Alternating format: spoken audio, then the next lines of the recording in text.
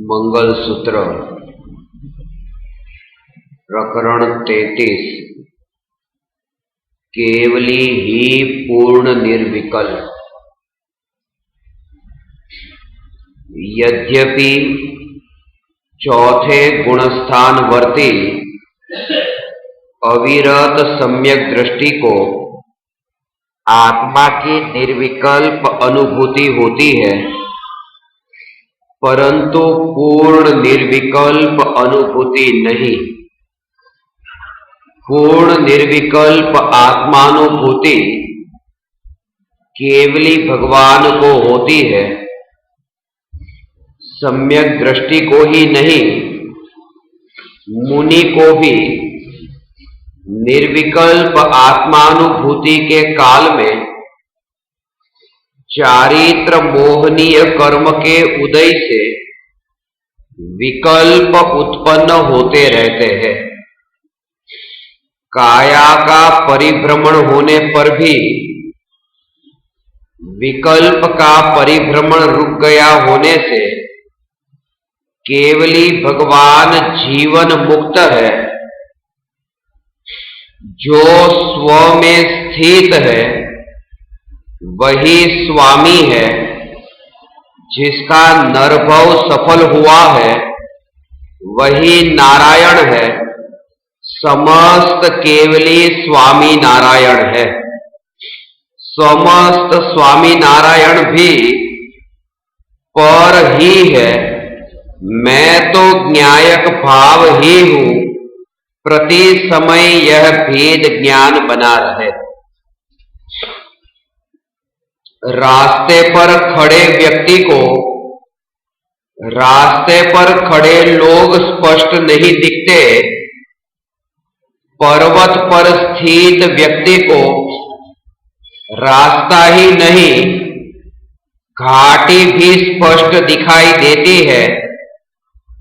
केवली भगवान के केवल ज्ञान में हम जानने में आते हैं, उसमें आश्चर्य क्या है।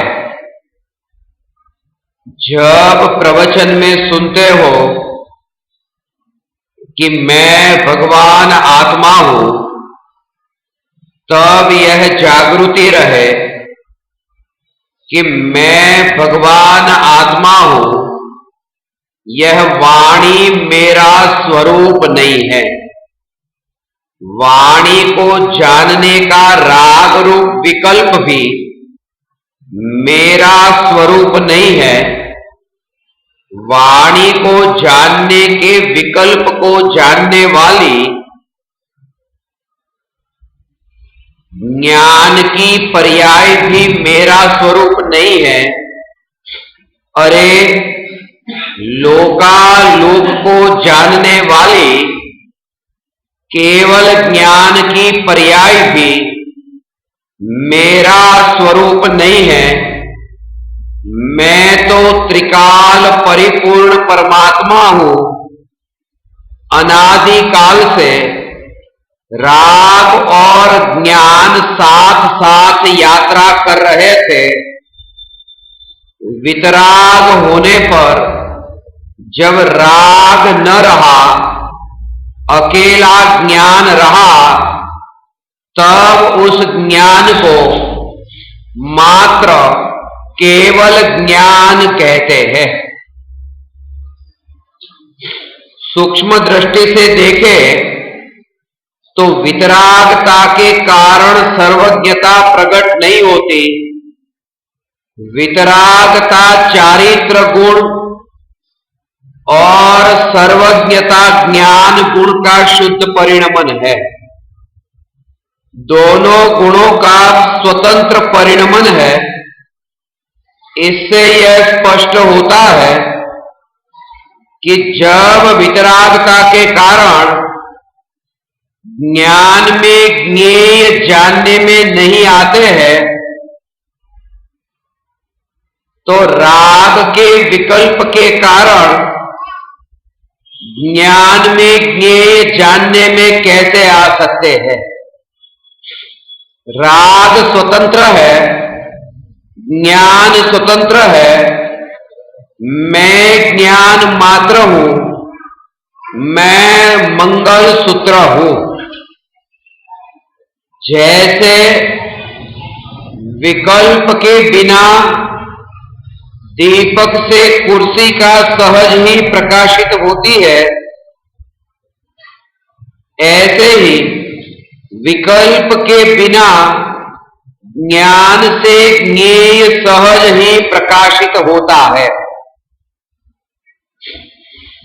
ज्ञान से सिद्ध पद प्रकाशित होता है, सिद्ध पद भी परज्ञेय ही है। मैं नहीं हूं, मैं तो चैतन्य पद के अतिरिक्त कहीं भी नहीं हूं। केवली भगवान को उपदेश देने का विकल्प नहीं होता है। अहो, भव्य जीवों के पुण्योदय से भगवान की दिव्य ध्वनि सहज ही खिलती है। तीर्थंकर भगवान को जब भूतकाल में सभी जीवों के प्रति ऐसी भावना जगी थी कि सभी जीवों को भगवान आत्मा का अनुभव हो, मात्र मनुष्यों को ही नहीं पशुओं को भी समझाने की भावना जगती है, परंतु उनकी भाषा का ज्ञान न होने के कारण उन्हें समझा नहीं पाते।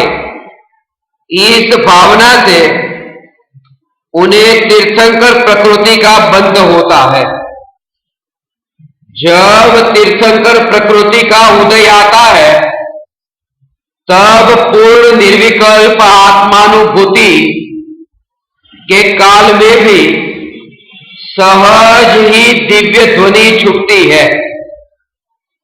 समवसरण में मनुष्य और देव ही नहीं, पशु भी अपनी अपनी भाषाओं में भगवान की वाणी को समझ लेते हैं।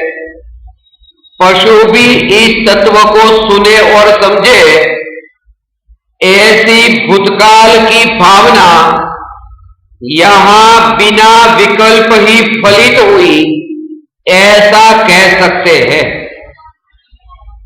जब पूर्व में विकल्प था, तब पशुओं के लिए उपदेश न निकला, और तीर्थंकर होने के बाद विकल्प न रहा, परंतु पशुओं को सहज ही उपदेश प्राप्त होता है।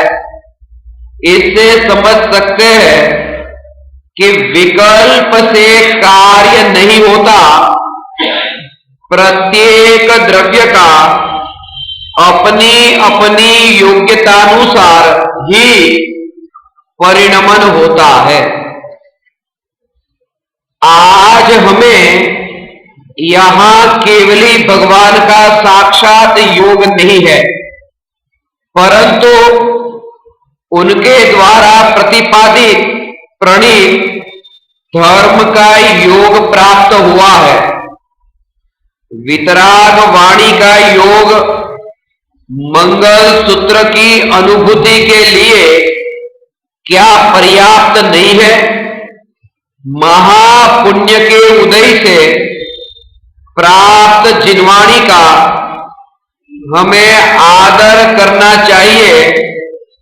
याद रहे, जैसे हमें अक्षर के समुदाय रूप समयसार को जमीन पर रख देने से समयसार का अभिनय नजर आता है, ऐसे ही साक्षात चैतन्य तत्व जो कि वास्तविक समयसार है, इसे जमीन पर रखा है, वह भी समयसार का अभिनय है।